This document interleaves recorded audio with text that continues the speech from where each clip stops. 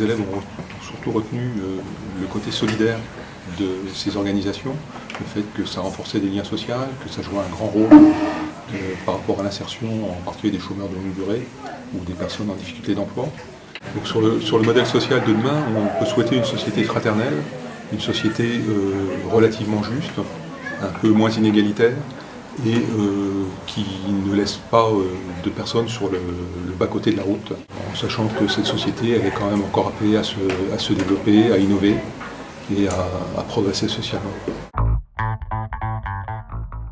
L'objectif, c'était d'amener les élèves à comprendre déjà la notion de croissance, de mesure de la croissance, et voir qu'il y avait énormément de choses, beaucoup de paramètres à prendre en compte, qu'il y avait certes la création de richesse, mais que la création de richesse ne suffisait pas forcément par elle-même pour réussir à avoir une vraie croissance et un vrai développement d'une nation.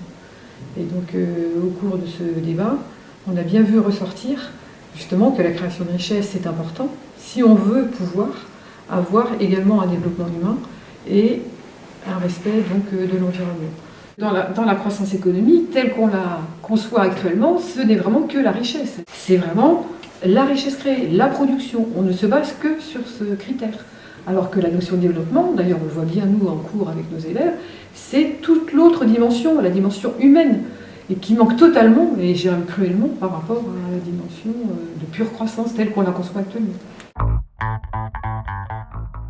Le café économique, donc c'est un exercice qui est un peu spécial puisque les élèves sont dans le cadre d'un cours, mais du coup c'est intéressant de les voir aussi dans un contexte qui est un peu différent.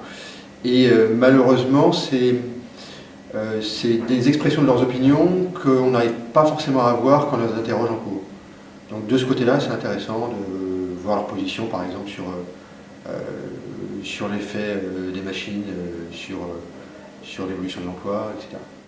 Donc l'innovation peut se faire à toutes les échelles et on a un certain nombre d'initiatives, par exemple les Fab Labs, qui peuvent créer du lien social à l'échelle locale.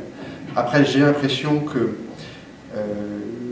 pour qu'on puisse réellement sortir de cette obsession de la croissance, il faut à tout prix passer par une modification des indicateurs qui sont utilisés.